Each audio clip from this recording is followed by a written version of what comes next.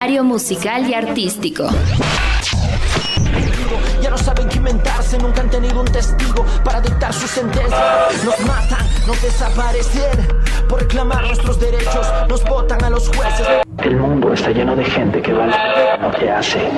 Matrículas abiertas. Nuestra forma de sentir, de expresar, de resistir. Escúchanos de lunes a viernes de 4 a 5 de la tarde por Cultura FM 100.9. ¿Y la culpa de quién es?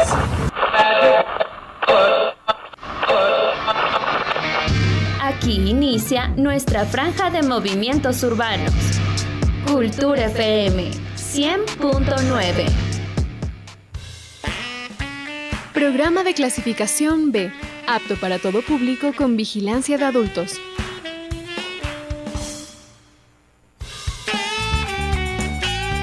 Contenido o opinión.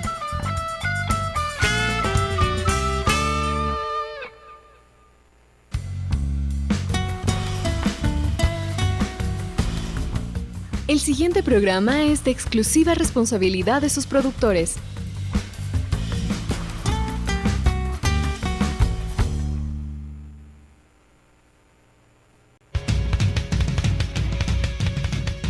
Frecuencia subversa. Noticias. Contracultura. Diversidad. Porque nuestra palabra es nuestra arma. Estás en sintonía de Frecuencia Subversa.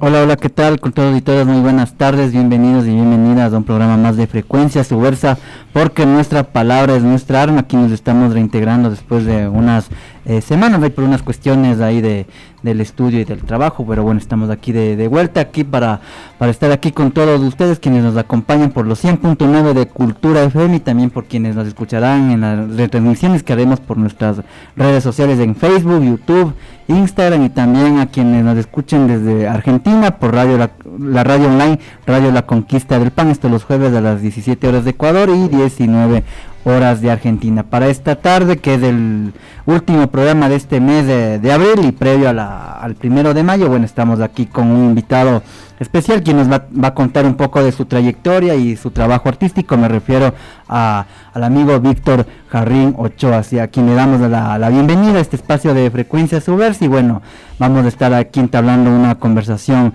interesante. Así que bueno, y antes que nada le doy el paso a Mateo y Julio para que saluden con la audiencia. ¿Qué tal con todos, con todas las personas que nos escuchan, que nos miran, que están atentos a nuestra transmisión, para quienes nos están escuchando en la 100.9 en la radio desde sus vehículos de transporte o desde sus lugares de trabajo o desde sus hogares? Un gran saludo también a quienes nos miran, como dijo ya David, en nuestros canales de Facebook y YouTube, para que vean también el rostro detrás del arte de Víctor Jarrín, que lo hemos visto despuntar en su talento en diferentes expresiones, así que es algo de eso vamos a conversar hoy con Víctor. Así que nada, Julio, antes de darle el paso a nuestro invitado. Sí, buenas tardes con todos los oyentes, buenas tardes compañeras, compañera. Igualmente agradezco este espacio como siempre, y el día de hoy, como Mateo decía hace un rato, vamos a hablar con Víctor y vamos a tratar de que nos enriquezca, ¿no?, bastante su experiencia, su proceso, su desarrollo como artista, y también que nos exponga su filosofía, así como que la forma en cómo ha sabido desarrollar el arte como tal, así. Entonces, qué gusto tenerte aquí, Víctor. Bienvenido, Víctor.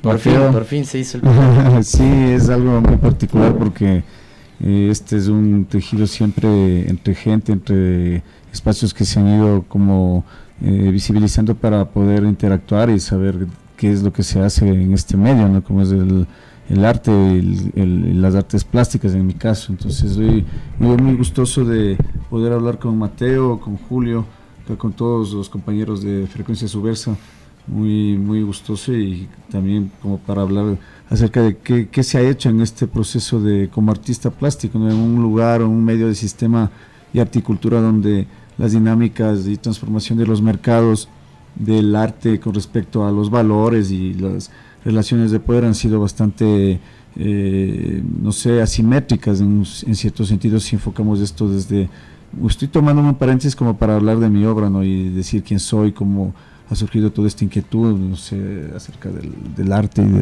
de la intervención del arte en la sociedad. Además eres docente, ¿no? Estás involucrado en el proceso de transmitir, no solo de conocer, de llegar al conocimiento, de generar arte, sino también en el punto de transmitirlo, que eso es algo también muy, muy importante. Empecemos entonces la entrevista de esta tarde, de este lunes. Entonces, no sé, pues Víctor, coméntanos más bien así tus primeros años, ¿cómo fue? ¿Cómo descubriste que tenías ese talento entre tus manos? ¿Llegó por alguna persona, alguien especial? Sí, yo creo que fue llegó la familia. ¿Estoy bien? Sí, ahí está, pero no te pegues tanto el micro. Ahí, es que como, perdón, a todos los televidentes, no comprendo la dinámica, entonces pues... No, esto fue por la influencia de la familia, obviamente, los amigos, también un poco la calle, el interés por el saber más acerca de este tema tan controversial y tan importante, porque entendemos que el arte, o sea, los primeros procesos del arte ha estado siempre relacionado con el origen de la humanidad, y cuando uno entiende desde un campo artístico propio de la producción, te das cuenta que es como algo que te motiva, es una contingencia, eso nació así. Y también la práctica, los artistas hacen y pueden nacer con los dones de hacer arte, eso se llama memoria gráfica. Entonces hay que desmitificar esta idea de que si no, que no puedas hacer arte, que no estés en las capacidades, porque si hablamos de la inteligencia múltiple, las artes están presentes como un proceso cognitivo de desarrollo del ser, en este caso, ¿no? A través del arte. En mi caso yo he venido influenciado de esto y también preocupado un poco por utilizar una temática acerca de la iconoclastia y la desmitificación de los mitos, de los símbolos, con figuras de la imaginería popular, no sé, tanto religiosa y social, ¿no? o con imaginarios, un tipo de realismo social, pero enmarcado en una manera expresiva de hacer grabado y pintura. Sí, de hecho vimos una obra tuya, un retrato, no sé cómo se podrá llamar, en esta que está como un Cristo, pero en vez de decir como rey de los judíos, Inri dice como sin Dios ni amo. Sí. Es como esta iconoclastia que tú dices, ¿no? Pero y son una forma de dibujar también que has adaptado como para representar esos íconos que han sido también representados históricamente, pero dándoles tu propio punto, tu aporte, Sí, creo que yo creo que a lo largo de la historia anacrónica, no cronológica del arte, anacrónica me refiero a la idea de un objeto del pasado como algo actual, donde la memoria permite que no sea un archivo solo de documento. Y si menciono esto es porque este tema sí se ha venido trabajando bastante tiempo. Claro, desde mi punto de vista y desde mi interpretación, la manera de dibujar es muy fuerte en el trazo, en la línea, en el cruce, en la trama, debido a eso, que esto es un proceso de poder, de un poder oscuro, a veces hasta siniestro, que se ha utilizado la figura religiosa o cristiana en este caso. No solo eso, no, pero también los poderes fácticos que han ascendido a estas imágenes y esa transmisión. Sí, chévere, no sé David, Julio, si tienen... Sí, bueno, yo también pude ver como que la obra que ha venido desarrollando Víctor, y a mí también me llamó mucho la atención y nos venías comentando algo al respecto, como que la importancia del símbolo y cómo darle otras características que pueden ser hasta contraculturales a diversas obras de arte, ¿no? Como que eso es súper interesante, como le das un contrasentido y sin desmerecer lo estético. Claro, creo que hay un juego de valores de signos, de un lenguaje. Entonces, al interpretar uno la realidad o un tema va a dar un aporte diferente, porque eso le va a permitir conectarse al público y que eso sea también una manera de formar, de formación artística en la educación. Por eso es muy importante resaltar que el arte está dentro de todos los seres humanos como para desarrollarlo. Y la cuestión es practicarlo, tejer estos momentos, estos espacios para poder explicar que es posible, que se lo puede hacer. Entonces considero también que la manera de presentar una imagen, lo que venimos hablando, la filosofía del arte y la filosofía de la imagen es como esa manera de explicarte y de entender el mundo. Entonces el arte transforma, como tú lo mencionaste hace un momento, transforma los tejidos de conciencia de los seres humanos, todas las artes, en este caso la plástica. Yo hago grabado y creo que con el grabado hacemos un acto político en ese original múltiple de llegar a más audiencia. Entonces, y sí, claro, es una manera también particular y respeto mucho la interpretación del arte de los artistas en cualquier tema que quieran desarrollar. Chévere, bueno, entonces básicamente, o sea, me quedo con lo que dijiste antes sobre esto de tal vez tomar, yo qué sé, otros elementos, en este caso, a ver si no entendí mal, o sea, por ejemplo, yo qué sé, la imagen o la simbología, en este caso de, yo qué sé, de algo religioso se podría decir, virgen, ¿no? Por ejemplo. Exacto, que aquí es muy potente en una sociedad entonces, como la nuestra, ¿no? ¿Yo qué haría? Hice una obra donde le pinté una virgen, en vez de decir la virgen del rosario, de esto, le puse la virgen del pollo frito, ¿cachas? No sé si esto tiene similar con el trabajo del artista cuencano, que así me fue el nombre, perdón. Sí, claro, es iconoclastia, ¿cachas? Es una cuestión muy iconoclastia porque estás queriendo hacer una idea subrepticia de una imagen que puede decirte algo, puede ser una ironía.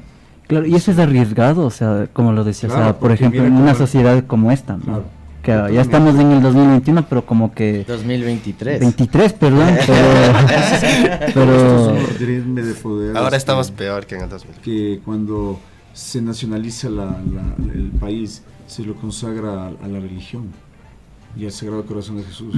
O sea, García Moreno coge y hace sus avatares para mantener a la gente ya con toda esa costumbre y ese hábitos, esa estructura de comportamiento religioso. Entonces, claro, uno ve, yo crecí en el colegio, me eduqué en el colegio Gonzaga, en el colegio Opus Dei, pero es siempre contradictorio que en todas esas... Con muchos mitos fundacionales muy religiosos, ¿no? Que la Virgen creo que lloró ahí, creo que sí, exactamente. Entonces, sí, el mismo... En el Gonzaga también. En el Gonzaga. No sé. Vos también estuviste. No sé, conozco la historia. Lloró la Virgen. Entonces, sí. ¿Dónde mismo lloró la Virgen? Díganos en sus comentarios. Lloró en una capilla y hablaban siempre de eso. Pero yo ya venía viendo cosas. Pero son los del Colegio San Gabriel también son jesuitas. Sí, sí. Los de San Gabriel y los del Gonzaga también.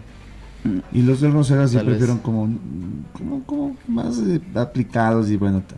Pero ver toda esa pintura religiosa, cuando yo pinto mis obras acerca de este reemplazo iconoclasta, me hace también recordar eso, porque también fue eso, los amigos, o sea, la gente que estaba pintando, la música, como decía Julio, la música ha sido una conexión, creo que para los pintores, para nosotros es muy, muy importante, porque con eso desarrollamos bastante la transformación en el gesto y la pintada y todo, ¿no? Y bueno, con lo del tema de la música también hay muchas cosas iconoclastas. De hecho, en el Trascámara estábamos hablando del Metal Fest, ¿no? Las bandas, las portadas de las portadas de las bandas usualmente toman lugares iconoclastas de destrucción de símbolos, de líderes, de todo. Sí. Y bueno, no sé, ¿quieren precisar algo? ¿Quieres decir algo sobre respecto a esto? Porque vamos a hablar de también un momento en el que Víctor, nuestro invitado, ha tenido incidencia dentro de la escena subterránea, puesto que él fue quien ilustró la portada del último disco de Cínicos, que es una imagen bastante iconoclasta también, que reemplaza con Diógenes del Cínico a la Virgen del Panecillo, acá en Quito, ¿no? Que es para quienes nos ven desde fuera, esta es como una virgen que está ahí como en el centro de la ciudad. Que separa el norte del sur. Sí. Entonces, pero bueno, algo se te quedó en el tintero antes de pasar y hablar de la imagen más. Sí, de hecho me llamaba full la atención porque, bueno, como venían mencionando, es como que la figura de la iglesia como tal en En el Ecuador y en muchos países, como ya sabemos, de alguna manera la iglesia tenía un dominio simbólico muy impresionante que hasta el día de hoy persiste. De hecho, este fin de semana nomás me fui a la iglesia del Quinche y siempre llenísimo, como siempre. Y es como que impresionan bastante las cuestiones artísticas y se puede bendecir el carro. No, a bendecir, sí. Y como esto forma parte de la estructura ideológica del Estado, como diría Althusser, un aparato ideológico, así como para mantener el orden, para de alguna manera mantenernos regidos por parte del Estado, ¿no? Y es lo que yo creo que siempre ha sido necesario también, combatir ese tipo de cosas desde el arte, lo simbólico, lo que fue creado para tener dominada a la gente, ¿no? Entonces realmente me llama full la atención porque es como que tocas una vena sensible en la ideología ecuatoriana. Bueno, en el hábitus. O sea, creo que la estructura de la sociedad siempre te denota situaciones, y cuando yo comencé a pensar acerca de qué hacer con esta imagen, estaba investigando, ¿no? Y decía, ¿qué es lo que la gente siempre está viendo y qué es lo que le ha llamado mucho la atención si hablamos ya de este proceso ideológico de poder, de control y de dominación, de adoctrinamiento, que es la religión? O sea, si relacionamos esto con la creación de imágenes y la crítica a esa imposición, comenzaríamos desde la misma temprana realidad del hombre. O sea, la religión ha llevado al hombre a desapegarse de su esencia, de su conciencia. Y no es en realidad la religión, porque religión quiere decir religare, que proviene del latín de unirse. Entonces no es ese problema de la estructura de la religión, sino es el problema de cómo se ha tratado esa relación. Entonces, como estructuras y todo el arte ha estado sirviendo y ha intervenido mucho, ha sido un sistema pedagógico en varios momentos. Pero si uno puede utilizar las imágenes como para devolverles un sentido estético diferente, contemporáneo, tal vez irrisorio, está súper bien. Y a mí me ha llamado eso la atención, y con la influencia de muchos artistas, no solo de esta época, no solo de esta contemporaneidad, sino de toda la contemporaneidad visible en la idea anacrónica del arte. Y claro, es buenísimo porque uno puede jugar con todos esos elementos y desarrollas tu estilo. Y desarrollo. Entonces, con respecto a la portada que menciona el Mateo, o sea, fue un día que estuvo el Nacho y ¿cómo se llama el baterista? El Félix. El Félix. Entonces ahí comencé a plantearles, porque yo ya había visto, les dije, voy a hacer esto, pero ellos también aportaron, y fue una idea única, porque imagínate hablar de todo, eso es hablar de toda la masonería, quitar la Virgen de Legarda y ponerla al Diógenes, es hablar de una estructura de verdad, de libertad total, de una utopía. Además con un perro, ¿no? Con un perro, ya no está la mano, ya no estás viendo a Legarda ahí aplastándole el dragón en la cabeza. Entonces nos gustó mucho porque sí, fue un gran camello, un gran trabajo, muy bueno y excelente. ¿Cómo fue cuando te pusiste mentalmente en el vuelo, en la onda de decir voy a hacer la portada de un disco de una banda de hardcore punk? Nunca había hecho en realidad. Eso te iba a preguntar, ¿alguna vez habías No. Para una banda es la primera. Sí, es la primera vez que hacía. Para una banda. Porque para poder responder eso, quiero explicar que siempre he vivido de las clases del grabado, de la pintura, del retrato, del paisaje. Pero como para hacer ya una obra que es obra personal o una obra donde pueda haber algo diferente. Además, como tú dices, para que la gente como entienda, como armar la ilustración de un disco no es solamente la portada, sino es como varios dibujos que van en todo el cancionero, que van en la contraportada, que van en la parte de adentro del CD, que van sobre el CD. Todo un trabajo. Es todo un trabajo de producción, tanto en este caso el artista, el que realiza la imagen gráfica con la banda, con el grupo, ¿no? Y todas esas connotaciones. Entonces sí, el momento que yo me puse a hacer, como me estás preguntando, Mateo, dije no, tengo que reunir todo lo planteado, y qué mejor forma si vamos a hablar de de lo chulla, de una sola vida, de buscar una idea el disco segura, se llama ¿cachas? Chulla Vida, ¿no? Una idea segura, que esa chulla cosa sea bien, porque a veces dices chulla vida, así no importa, y es así, es de hablar de la libertad, tal vez de la no autoridad, y en un escenario tan conflictivo como es la 24 de mayo. ¿Cachas? O sea, claro, total, el centro, ¿no? Y el centro, y la imagen de la Legarda en otro lado, y el Diógenes ahí, sabiendo, y claro, y como todos ustedes saben, quién fue este man, ¿no? Entonces, claro, es un Diógenes, el cínico. Y darle un poco a la gente que sí se diera cuenta de esto, más, porque no está en el sentido común, que estamos controlados por la masonería, pues loco.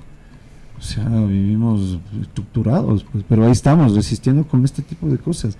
Y agradezco mucho la plástica y la música. Con la iconoclastia. Claro.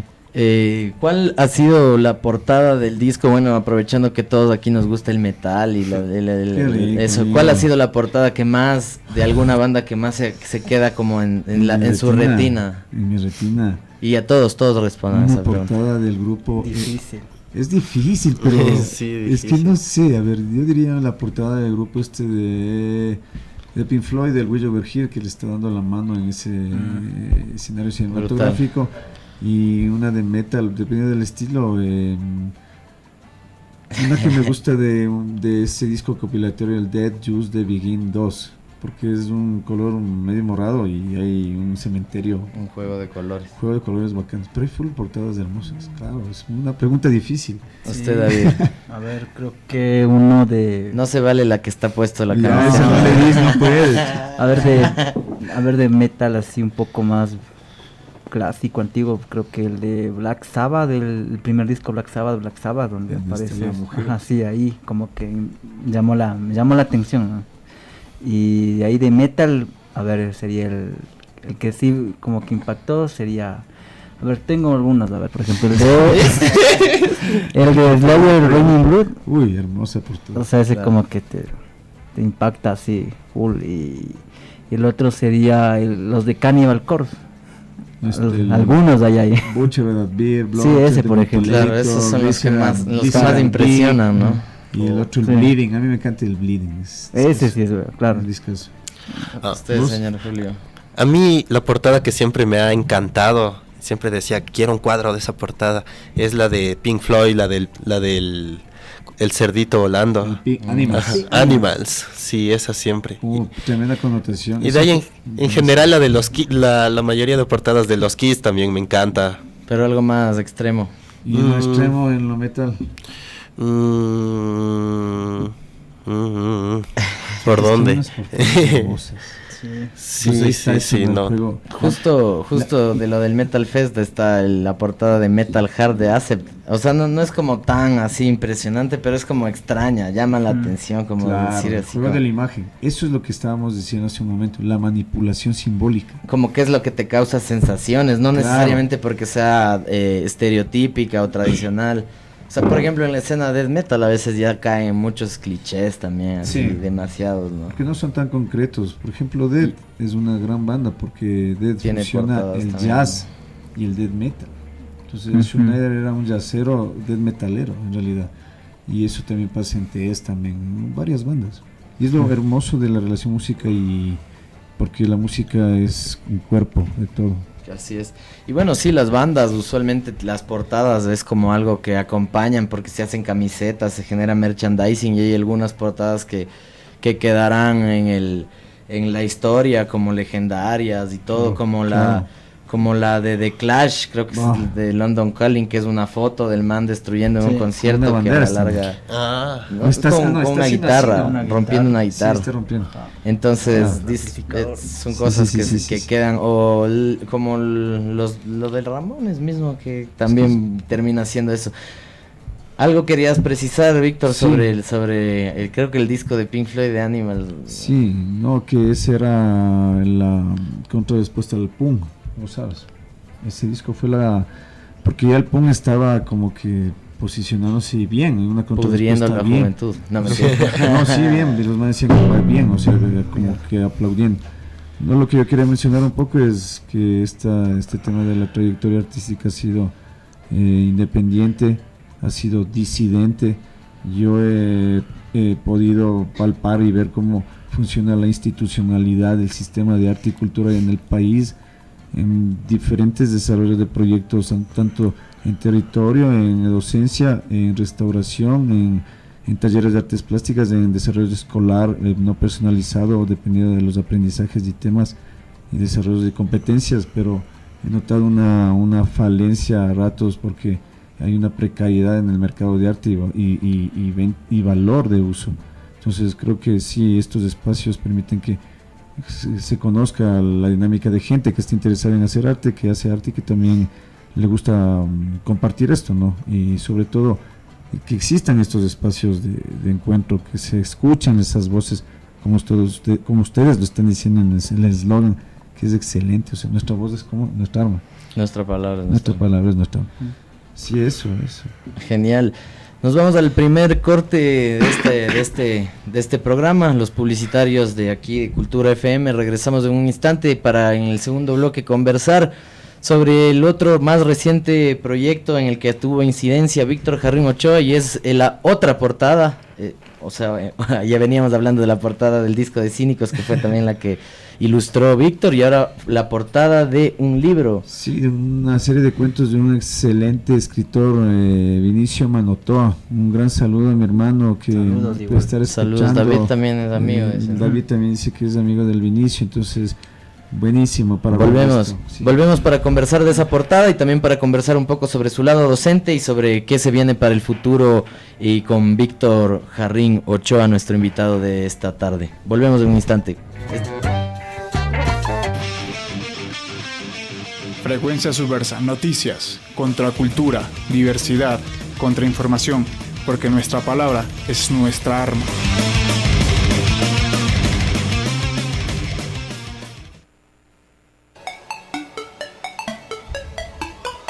Créelo, este programa te va a gustar.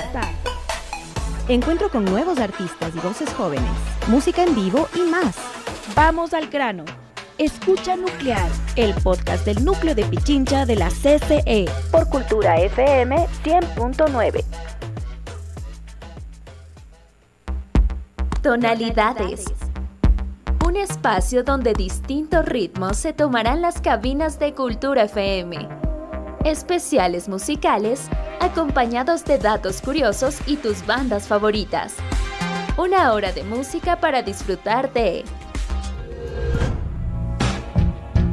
Porque siempre me fallas cuando quiero ir. Hay un millón de cosas que quisiera susurrarte y tengo que contentarme con gritarle a mi salón. 1537 veces te he pedido que nunca me dejes, cuando la mentira veas que me envuelve con su manto cotidiano. Y mucho, mucho más. Tonalidades.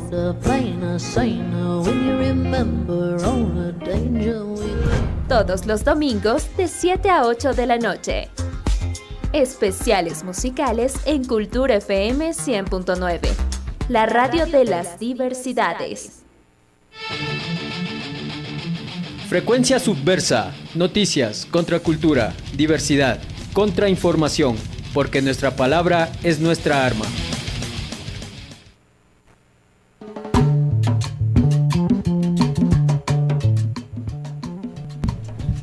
Y bueno, estamos aquí de vuelta en Frecuencia Subversa, porque nuestra palabra es nuestra arma, aquí por los 100.9 de Cultura FM. Estamos aquí en el segundo bloque de nuestro programa, aquí con esta entrevista, con esta conversación con Víctor Jarrín Ochoa, quien es un artista y bueno, artista gráfico, se podría decir, plástico. Y bueno, o sea, nos comentaba un poco, ¿no?, sobre el último trabajo que hizo en la gráfica de la portada del último disco de la banda de hardcore punk Cínicos, en el trabajo Chulla Vida. Así que bueno, ahora también hablar un poco de otro de sus últimos trabajos, que fue en una de las obras de Marco Vinicio Manotoa, ¿no? Entonces a ver si nos comentas también un poco, ¿no?, pasamos ahora de un trabajo de un disco a un libro, ¿no? ¿Cuál sería más o menos ahí la diferencia? ¿Cuáles fueron los retos? ¿O cuáles fueron también los retos? Repensaste. Creo que sobre todo el manejo del lenguaje, porque son diferentes lenguajes, ¿no? Del arte. Y esta experiencia surgió así más o menos una relación como amigos, porque había trabajado con otro escritor. No hice la portada, pero pude con él desarrollar un tema más narrativo. Entonces escribí un ensayo y hablé acerca de su obra, leí la obra, muy buena también. Entonces me presento a él en el Benjamín Carrión y luego me llamó y me dijo, loco, quiero que me ayudes con esto. Le dije, claro. Entonces vimos unos 2 cuentos, y estos 2 cuentos del Vinicio, o sea, y en los diálogos y charlas comenzamos a ver que hablaba de un tono muy fuerte que era el pesimismo optimista, donde se podía llevar desde la ficción de sus relatos un escenario surrealista, un escenario donde la ficción, la ira, la rabia, el amor, creo que era importante. Entonces, ¿cuál es el título de la obra? El título de la obra era El último optimista, pero le comenzamos a plantear con él porque creo que es importante en este trabajo, tanto de lo gráfico, de lo musical, conversar como es de esta manera, ¿no? Con los involucrados, en un caso la música, la banda, y en otro caso del escritor, y decir, a ver, ¿qué quieres? Y escucharle, porque a través de eso, sin necesidad de ver todos los cuentos, que eran como 2 cuentos que leí, y escuchar leer, pude armar toda la imagen. Es una imagen muy sugerente porque habla de esa idea pesimista de que puede ser superada, pero existen escenarios donde está lo grotesco, lo cotidiano, esa sociedad caótica, vacía, contemporánea que vivimos actualmente. Entonces es como una especie de salida para, a través del cuento y de la literatura, entender esto. Para quienes nos escuchan, ¿cómo podrías hacer una descripción, un detalle, una lectura de la composición de la portada que realizaste para este cuento de Manotoa? Bueno, primero es una perspectiva central, el estilo de ese surrealismo que recuerda mucho a Dalí, donde hay unas líneas en fuga, en el plano ya del horizonte hay unas montañas. Sobre eso, y justo cuando él vio esta imagen, no fue solo una, fue el desarrollo de 4. Entonces, estas 4 imágenes que dibujé nos llevaron a la concreta, a la final. Entonces, después de este paisaje es un triángulo, y dentro del triángulo hay un hombre. Dice que está en una postura, un gesto así, ¿no? Como optimista mismo, como desafiante, pero le había cortado la cabeza y le puse una casa que se está moviendo, y el rostro de él está en el suelo. Luego de eso es como un árbol donde hay unas 3 ventanas. La una se ve un paisaje, la otra es una ventana normal y otra un espejo. Entonces era esa idea absurda de un árbol donde pesimista, está así. Y habla del paisaje desolador que está en lo desolado, la rabia, los temas que toca el Vinicio Manotoa, un excelente maestro de la narración, como es la rabia, el amor, el desapego, el engaño, el arrepentimiento. Chévere. Genial, sí, estamos ansiosos tal vez de alguna vez poder conversar también con la obra se llama El último optimista. Está en redes, también se pudo, quiero también en este espacio mencionar el lugar donde se está desarrollando estos lugares, estos encuentros, que es el Farol Café Libro. Ahí es donde estuviste haciendo la presentación de este libro, incluso hiciste el prólogo. Sí, yo tuve el gusto de poder hablar acerca de la obra y presentarla como una relación entre la palabra y la imagen y los signos y todo. Entonces, además, bueno, eso justo me hace acuerdo que en la presentación, lanzamiento del disco de Cínicos, también tuviste un espacio para la presentación de la obra. Creo que eso es un plus de ti, Víctor, que realmente te gusta acompañar tu obra, o sea, darle un valor agregado al asunto, o sea, explicarlo, decirlo, comunicar. Tal vez, no sé si es que eso en cambio ya habla de tu lado docente, ya pedagógico, ¿no? Yo creo que habla del lado vivencial, de poder compartir con todas las personas que se pueda hacer algo, o sea, desarrollar. Claro. Creo que podemos activar dentro de los barrios y para la seguridad, talleres, trabajo con la comunidad, rescatar la memoria. Esos espacios nos brindan eso, poder hablar de estos temas, y creo que va muy de la mano con lo que me estás diciendo, porque es como algo vivencial y sí también educativo. Es bonito, es transmitir y compartir. Genial. Claro. No, precioso. David, Julio, ¿tienen algo más para decir sobre la portada del libro? O si no, pasamos ya a hablar del lado docente. Sí, más bien a pasar también a ese lado docente, en este caso, ¿no? Bueno, ¿de qué impartes clases? O sea, bueno, yo nunca pensé que iba a ser docente, profesor de artes plásticas y profesor de educación artística y educación estética, porque en la Universidad Central no hay una visión en ese aspecto. Eran otras dinámicas que se presentaron en esa época. Yo me pude formar junto a grandes artistas que existen en esta ciudad, amigos míos, todo. Entonces ya luego con la experiencia, sí, claro, también es una cuestión de vocación, me gusta mucho, porque no es lo mismo ser artista y enseñar. Claro. Entonces cuando uno enseña te das cuenta que estás descubriendo cosas para poder aplicar las artes plásticas, más no formar artistas, sino transformar vidas de las personas que les interesa el arte, les llama la atención, no solo artistas, sino gente de sentido común.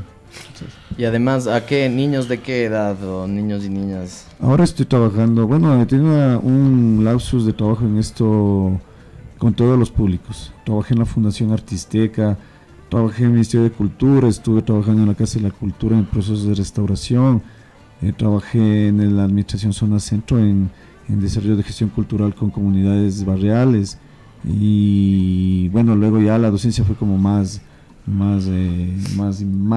presentable en el hecho de poder hacer esto que te gusta desde algo que se relacione cercanamente, ¿cachas? ¿Y qué tan importante es el arte? Tal vez no no en el plano de tal vez de exhibirlo, sino más bien en el plano pedagógico, se podría decir ahora, ¿no? ¿Qué tan importante es el arte? O sea, yo creo que el arte es importante en los 3 puntos como he mencionado y menciono, y esto está estudiado por muchos grandes pensadores, que es la producción, la exhibición y la formación. Porque uno como artista o plataformas culturales, sea de artes plásticas o lo que sea, tiene que haber producción, exhibición de lo que produces y que eso te lleve a la comunidad a formar o a interesar a los públicos, que es lo que se quiere en esto. Sí, digo eso las tres son muy importantes desde mi punto de vista. Claro, digo eso porque, por ejemplo, aquí como que todavía hay la sensación de que el arte es igual a hobby, por ejemplo, ¿sabes? Y que no tiene, y en ese sentido como que el arte a veces no tiene ni siquiera que ser remunerado, y hay mucha gente que piensa eso, ¿no? O sea, que tal vez el artista solamente lo hace porque le gusta y nada más, cuando realmente hay gente, como tú lo has dicho, ¿no? Te ha desempeñado en distintos espacios, en distintos ámbitos, pero, o sea, ese es un trabajo, ¿no es cierto? Sí, tienes razón, claro, es que no son las mismas prácticas que uno tiene, porque ser artista implica otras cosas, otras personas solo les gusta y no van a entender que vivir de esto implica algo, es precario, hay que decirlo a ratos, no es que no se viva, no se pueda vivir,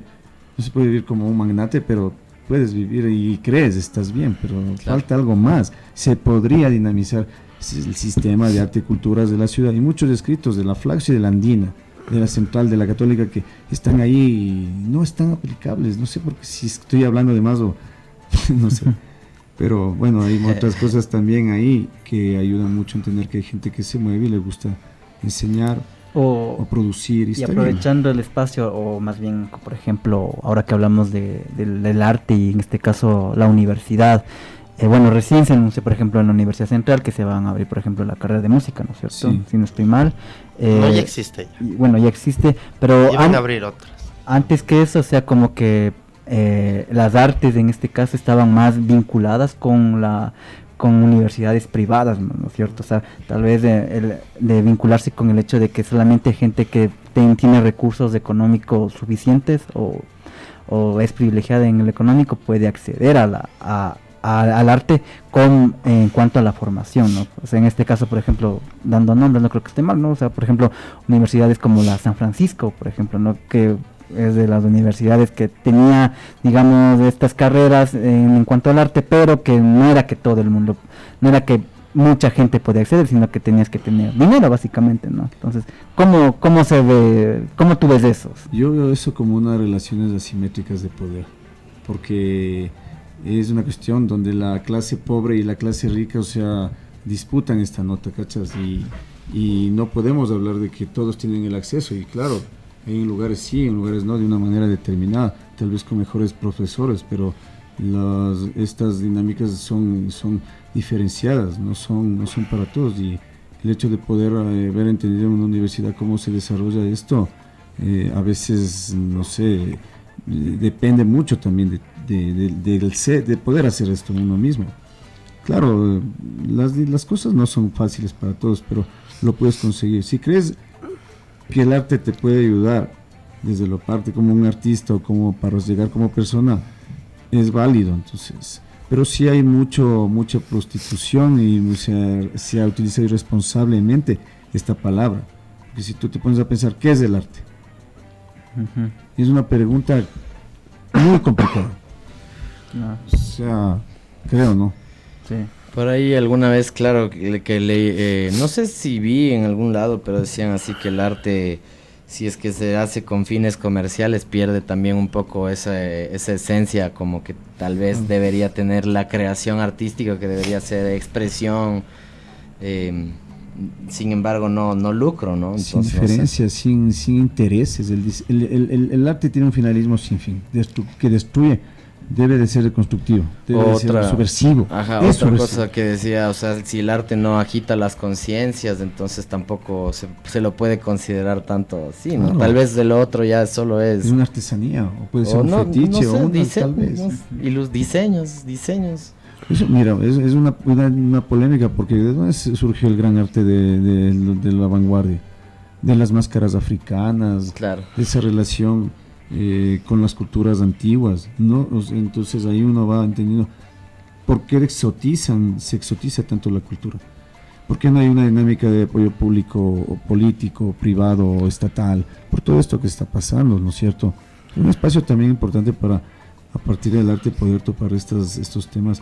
Y la mayoría de intelectuales, con todo respeto, si me atrevo a decir esto, no ha pasado nada más. Claro, porque bueno, a la larga, no sé, pues justo pensando esto, veía el logo atrás y digo, o sea, realmente tal vez el logo de la Casa de la Cultura es como una mano huella, así, evoca, te dice algo, ¿no? Pero no sé si es arte completamente o tal vez es la foto de una pieza prehispánica, es que, entonces que es utilizada y adaptada, ¿no? Pero eso no, ¿cómo se considera? Si es que, por ejemplo, esas expresiones, ellos tenían la conciencia en su momento, las culturas prehispánicas decían, ¿estoy haciendo arte o estoy haciendo con otra necesidad, ¿no? Exacto, la necesidad de eso estamos viendo nosotros. Ese es el revival de la mirada de la época. Como vos ves una mirada anterior para decir que esos manes eran griegos, o que como vos dices, que esos manes eran antiguos, primitivos de aquí del lugar. Pero lo que yo veo ahí es como un sistema de representaciones, porque depende mucho ¿qué quiere decir? ¿Qué quiere representar, no? El símbolo. El símbolo y sobre todo también claro. El hecho del color, el contraste y cómo es el impacto, porque eso es importante. La imagen, y vuelvo a recalcar, la imagen se la utiliza, es una manipulación simbólica y un efecto también de conciencia. Sí, hasta el color, ¿no? Porque bueno, ahora ven, la gente que nos está mirando, bueno, ahora el color de la Casa de las Culturas es más moradón, más bacano. Antes era como un color más cobrizo. Sí, es como que a mí me gusta ese color, está bien. Sí. Está súper bien. Ajá, no, más o menos así, no sé si se ve en la cámara, pero bueno, medio cafezón. Ahora hablemos sigamos hablando un poco de tu lado docente. ¿Cómo es tus clases? ¿Cómo eres un man estricto? O ellos son muy malcriados? ¿Qué enseñas? Qué bueno poder hablar de eso. Creo que porque esto es como también ampliar, ¿no? O sea, yo creo que cuando uno comparte algo tiene que motivar y dar amor. Claro, viene la parte conductiva, generativa, que a veces dices tienes que estar bien, portarte bien, pero yo creo que es también conversar y ganarte la confianza en el trabajo. Claro, sí existe esa idea, esa parte responsable, diría yo, de querer hacer no solo en la parte artística, sino desde la cuestión pedagógica, el encuentro de un rol de representación entre lo que esa persona está aprendiendo de esa persona que está al lado. Entonces un docente, un profesor en cualquier rama cualquiera que sea, o en este caso en el arte, que es distinto obviamente. Lo hablo rápidamente por lo otro, porque la educación está destinada al fracaso. O sea, es fuerte eso. Y lo digo porque es como una cárcel, es como un centro comercial. O sea, ahora, ¿cuáles son los valores educativos? Como un cuartel, ¿no? Como un cuartel. Incluso arquitectónicamente. Totalmente, pero sí, y hay espacios donde puede ver gente, profesores, en este caso desde las artes, poder dar esa motivación, esa confianza. Yo con respecto a clases, me gusta enseñar, tener buena didáctica para que ellos entiendan cómo desarrollar un tema, qué destreza utilizar desde la parte de su conciencia de ser, de persona. ¿Cuáles son sus historias, sus vivencias personales, existenciales, familiares? Entonces ellos ya comienzan a desarrollar lo que estamos haciendo en este proyecto en las escuelas, que es un proyecto que va más o menos unos 8 años. Desarrollar las imágenes mentales, la imaginación, la imagen visual y la palabra relación-imagen, para que los niños a través del cuento, porque se ha hecho narración oral de cuento, se ha trabajado también con este tipo de didáctica simbólica interpretativa, a partir de su interdisciplinario, no interdisciplinario, con la música también. Y súper dialéctico por lo que mencionas, o sea, es como que me imagino que de ley les enseñas técnicas como tal ya con pinceles o con lápiz y todo, pero al mismo tiempo tú estás tratando de que haya un desarrollo de su conciencia y de que más que aprendan esa técnica mecánicamente, como que desarrollen un criterio y una opinión en torno a eso, ¿no? Sí, es que en realidad las artes... el papel de las artes visuales en la transformación de la conciencia es eso. Las artes visuales y las artes transforman la conciencia de las personas y pueden expresar. Es un sistema hasta terapéutico. Sí. O sea, creo que la neuroplasticidad es importante ahora, pero sin dejar de ver esa confusión que si el arte es terapia o no. Entonces creo que el arte es una forma de llegar de hacer terapia. Pero vayamos también otra forma. Y justo ya se me fue la otra idea justo con lo último que dijiste. No sé si David, Julio tienen algo que decir respecto a todo esto. Bueno, eso de lo que hablábamos, ¿no? Recalcar que el arte sí es transformador, es un elemento transformador que te puede permitir transformarte a ti mismo, y en el caso de ejercer la pedagogía también transformar las conciencias y corazones, creo, sin sonar tan romántico, pero de las personas. Eso justo ya se me vino la idea, te iba a preguntar, ¿es verdad eso que bueno, claro, mucho más fácil creer que los alumnos no van a querer ir a la clase de mate, pero sí hay gente que no le gusta el arte, o que has topado así alguien que dice, arte, qué rayos? Sí, claro. Hay niños que no les gusta y hay otros niños que no les gusta porque tienen miedo, otros que no se han descubierto. Tuvieron profesores medios malos y hay un cliché de que el artista es vago. O les juzgan bastante. Eso no tanto creo que sería de ese cliché de que es vago, pero ¿sabes qué? Ellos tienen a veces miedo por las condicionantes, no sé, no es una condicionante de clase ni de dinero. Puede pasar, salario, claro, ¿no? Puede pasar en un niño pobre, un niño rico, clase media. Lo que es importante es cómo ellos podrían entender, que lo comprendan, ¿no? Muchos me han dicho, profe, no me gusta. Yo les he dicho, en esta clase, ¿quién no le gusta esto que estamos haciendo? A mí. Entonces con ellos yo actúo de otra forma y ahora les gusta. Pero te atreves a preguntarles si es que no les gusta, eso es algo bacano. Sí, porque les he dicho, ¿y por qué no te gusta? Me han respondido que no, que se siente que es muy aburrido, que es esto, lo uno, lo otro. Entonces les he dicho, verás, en este momento estás en un proceso, desarrollamos ese proceso y a ver si en realidad esto te puede gustar. Entonces lo han llegado a gustar, creo que por la metodología que uso. Entonces eso es chévere. Vamos, se nos va todo el tiempo así volando siempre cuando conversamos así en estas entrevistas re bacanas acá en Frecuencia Subversa. Ya nos queda solo un tiempito para despedirnos, para hacer unas palabras finales.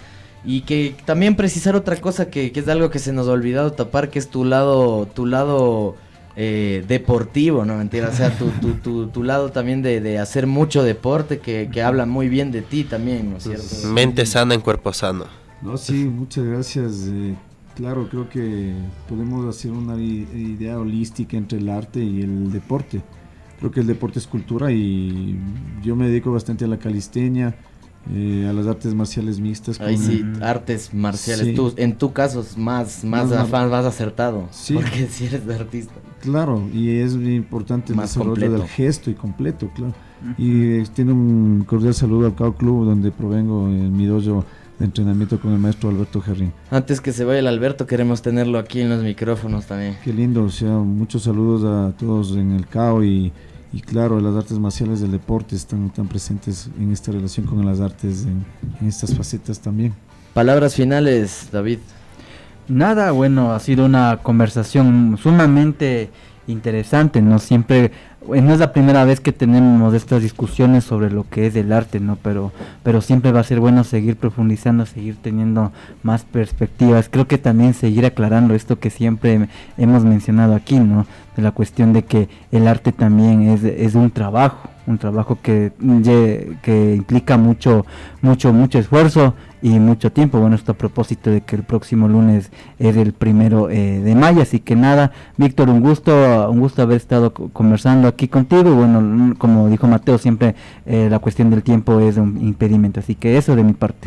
Sí, yo me quedo con la estrategia que dijiste de preguntar realmente a tus estudiantes si les gusta lo que les estás enseñando, ¿no? Yo recuerdo que en mi colegio tuve un profesor al que todo el curso sabía que no mismo, pero el man más bien se enojó y era profesor de dibujo, ¿sí? Y era por la forma en cómo nos estaba dando las clases y realmente generó un desgaste para todos y hasta para él mismo porque nos odiábamos, ¿no? Entonces, bueno, sí, creo que como decía David, esto ya lo hemos hablado, pero de verdad que tú también eres la muestra de que el arte puede transformar en los procesos pedagógicos o en la vida misma y a la final puede ser un elemento transformador. Así en este caso es como que el arte, la pintura es tu arma, ¿no? La forma en cómo tú transformas a ti, al mundo, al sistema, podría decirse. Eso de mi parte, muchas gracias. Muchas gracias. Víctor, palabras finales, algo que le quieras dejar a la gente también ahí, a quien te escuchó y se siente también influenciado por los mismos tal vez caminos o identificado por los transitares y vivencias que hemos compartido. ¿Qué le dices? Bueno, nada, primero dar las gracias a Mateo, un gran amigo, un gran hermano, David, igual, con Julio. Creo que lo único que podría decir es que tenemos que estar juntos, unidos, porque vivimos momentos muy cruciales en todo, ¿no? Y también rescatar todos estos espacios como para comunicarnos y dialogar acerca de estos problemas tan importantes, de estas discusiones tan importantes de qué es el arte, de cómo intervenir con el arte y cómo ver experiencias de gente que puede ser que le gusta o que no le gusta, o que sí sabe o no sé, no poder hacer todo esto. Entonces creo que es también un gran reto y poder trabajar junto con ustedes. Muchas gracias a todos y a Frecuencia Subversa. Y tendremos en estas semanas un nuevo estreno de un nuevo tipo de producto audiovisual que estamos preparando, unas radiografías, y Víctor nos estará invitando a su taller, nos abrirá las puertas, nos mostrará su trabajo, el lugar donde surgen las ideas, donde surge el arte. Entonces sigan a Frecuencia Subversa Radio en YouTube, en el Facebook Live, así que tendremos eso, y la próxima semana tendremos una nueva entrevista, un nuevo espacio de conversación junto a Julio, a David, acá en Frecuencia Subversa Radio. Le damos mil gracias también a Celín en el Control Master, y con eso finalizamos esta emisión. Gracias, Víctor, por haber estado acá. Gracias, y así finaliza este programa en Frecuencia Subversa Radio, porque nuestra palabra es nuestra arma. Hablamos, chao. Muy bien. Aquí finaliza Frecuencia Subversa, porque nuestra palabra es nuestra arma. Nos vemos la próxima semana a la misma hora por Cultura FM 100.9.